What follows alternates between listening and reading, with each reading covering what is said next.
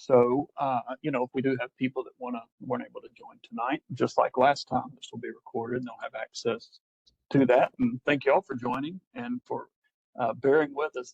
This has been a project long time coming. You see on the slide there that I had the original date for this meeting was about 2 months ago, and that was totally my fault. We had some technical issues on our end, so I apologize that we're just now getting back to this. But I know we've had some correspondence with some of you as we go. What I was going to do tonight was just kind of, I'm not going to rehash a bunch of the background stuff that we did the first meeting. That's all, again, available on the recording of that first meeting. I was just going to really jump much more quickly back into the project where we left off, and I'll show you, what we showed last time and then the changes that we have made based on the comments that we received. By the way, if anybody, I know I've worked with you all on this call, but if anybody is watching this as recording, my name is Jeff Hammond. I'm a consultant working on behalf of the Nashville DOT in the traffic calming program. I'll give some contact information if we wrap up, if you have any questions or anything to follow up with. But this was the map that we showed. We are looking at Woodlands Avenue from Boxwood at the top of the hill down to Windy Pine at the bottom of the hill. And we shared some of this data about how the project got inducted into the traffic calming program. It is a very set process based on data, and it's just a prioritization. And for better or worse, Woodlands got inducted into the program. We're happy that we can offer some assistance. We're sorry though that you had to ask for it because it's no fun. We talked about some of the tools that we have available, speed cushions being the most prominent, most recognized one. Our program is quickly become the speed cushion program because we do use this way more than any other tool that we have. We looked at some other things as well, but we did focus on a speed cushion based project for Woodlands. And so here it is. This is what we showed last time.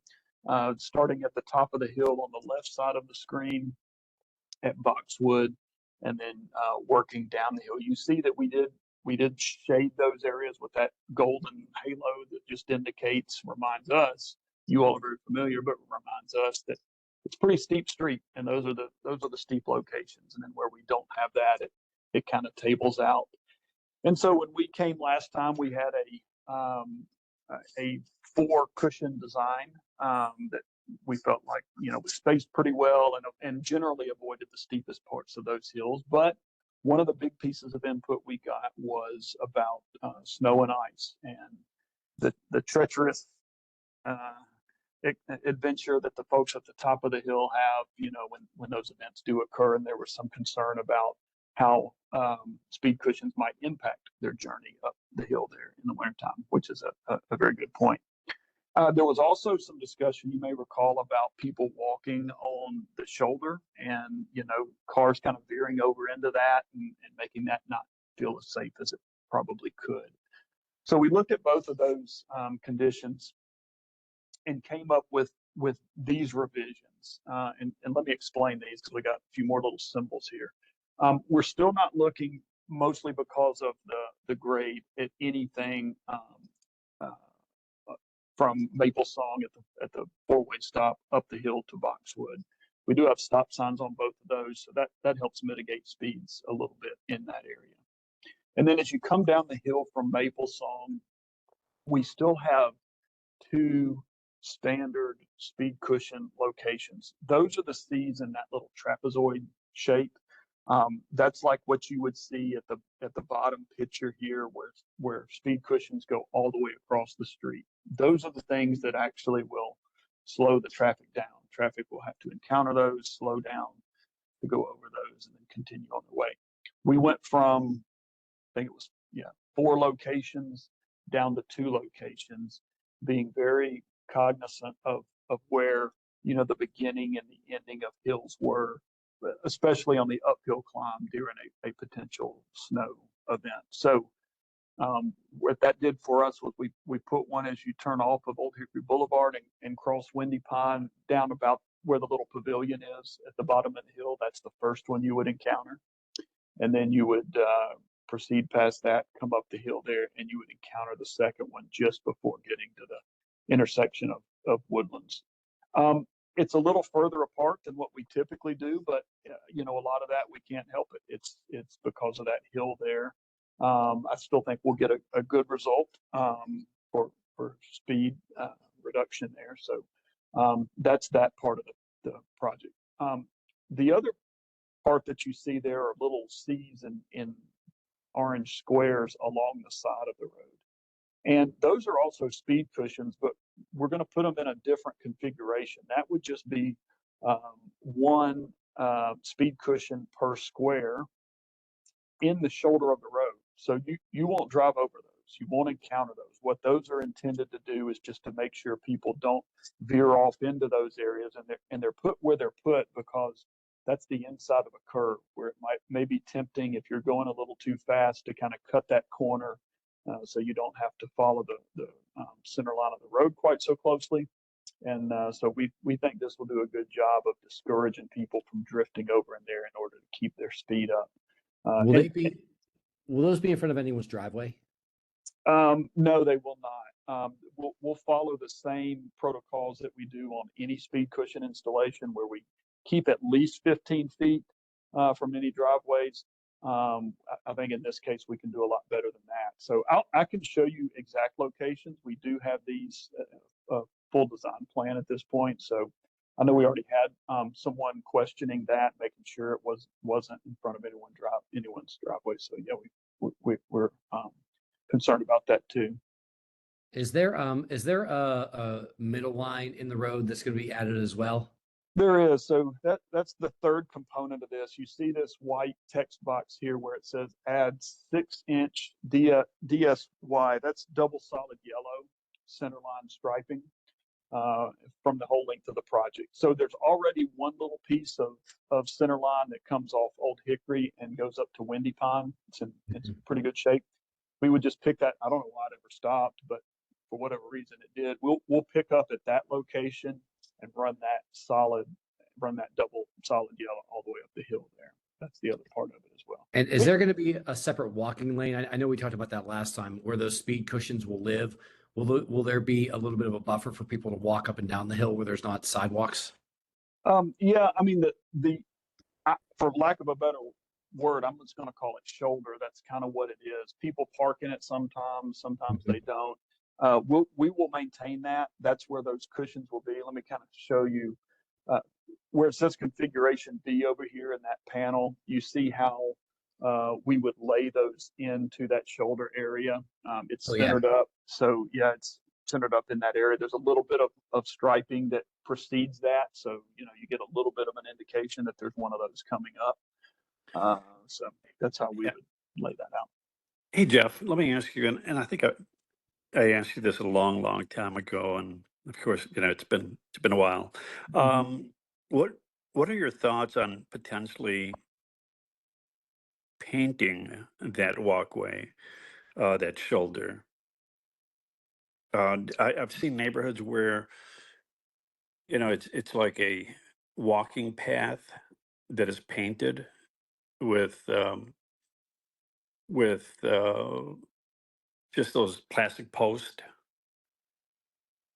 You mean like put some sort of a stencil in it?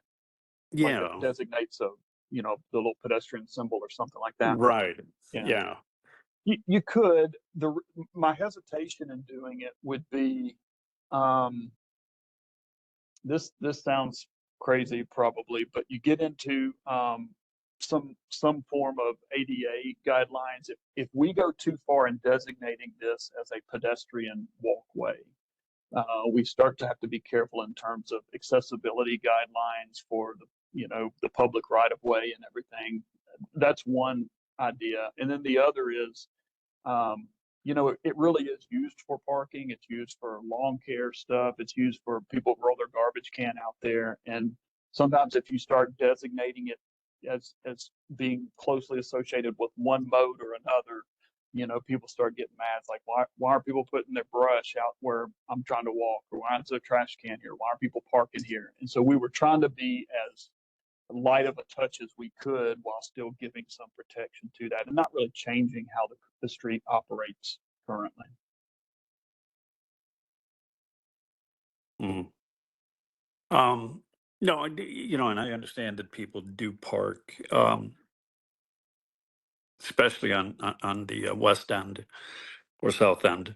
Um, but it would have been nice to have the area that is wooded as a path, a some kind of a pedestrian walkway. Is I mean, people usually don't park on that side, with the exception of, you know, I think there are like 3, 4 homes on that side.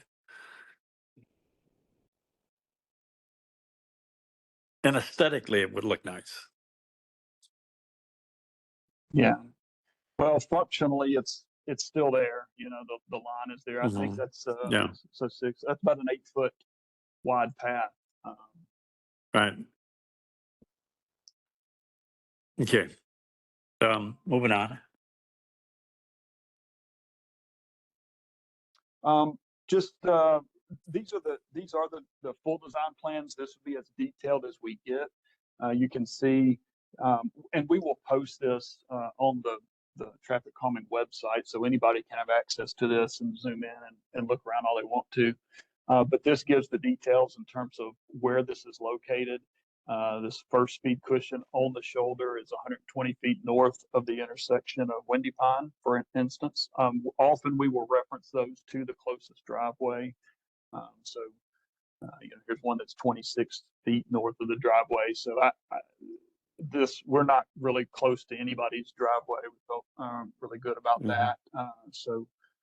And then the it is a set of 4 speed cushions. You see a little picture of that there in the upper left-hand corner, just because that street is so wide.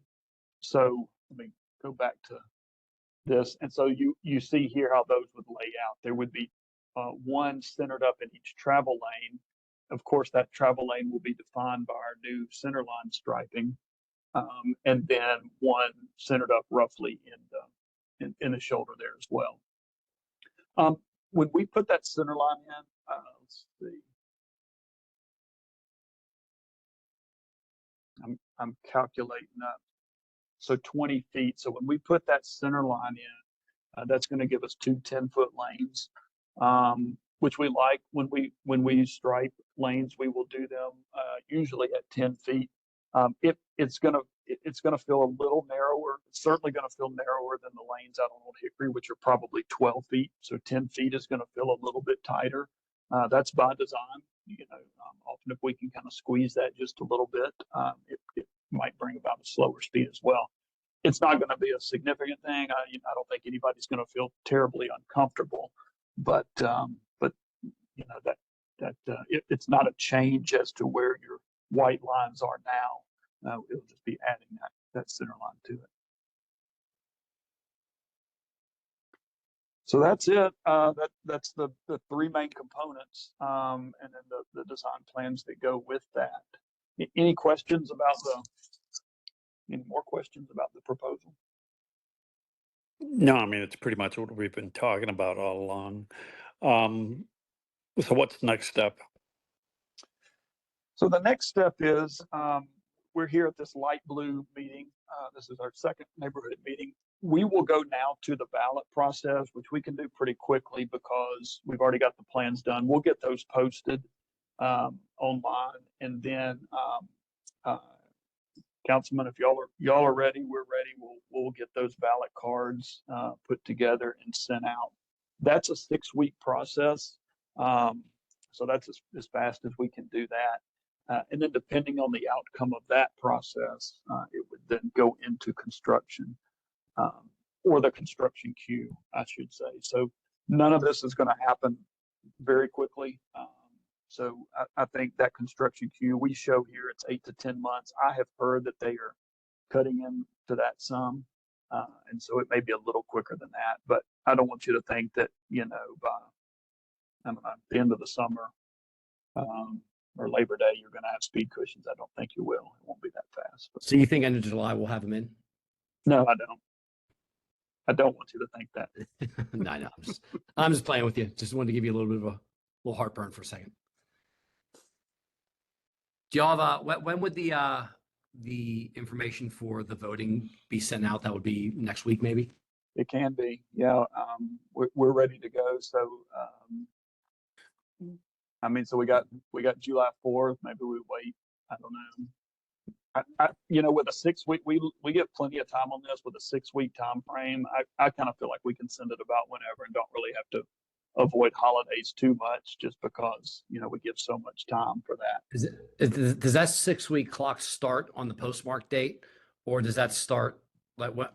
They're thereabouts. I mean, again, that's one reason why we build so much time into that. We don't really have to be too particular about it. But usually we'll start that up the day it's sent out. And then I always like to let mine run all the way through a Friday. So it may be 6 months and 2 days or 4 days or whatever, but I like to just close them on a Friday. And I'll leave that up to if Henry and Kelly, it's up to you. If you guys want to start the ballot process, I totally support that. But if you have other questions, I support that as well. So I'll leave that up to y'all.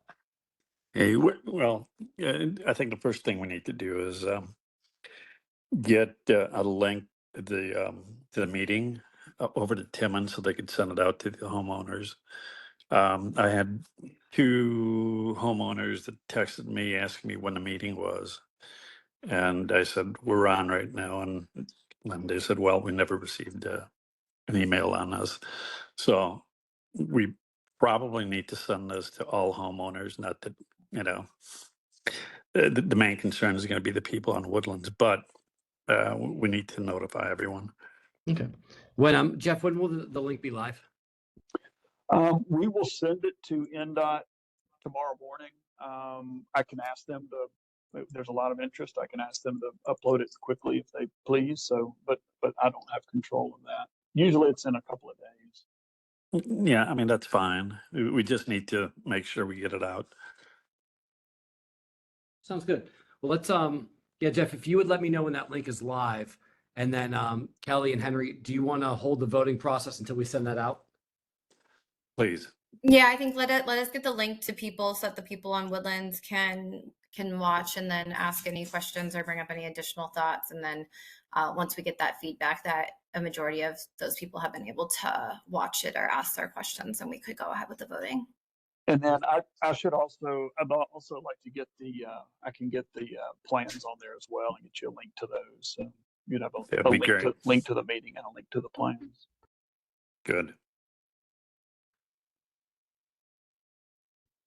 Cool. Okay, I mean that sounds good. And Mike said it's going to be about July. Is that what you said? No, I was just giving Jeff heartburn. It's going to be. Oh no, you meant to say August 1. Yeah. Yeah. So I do think once we get, I think the ballot process that can go out quick. Yeah. And I've seen these get installed. I don't want to promise. I've seen them get installed a little quicker than the 8 to 10 month timeline. So, yeah, I can't guarantee it, but I've seen it in the past go a little faster.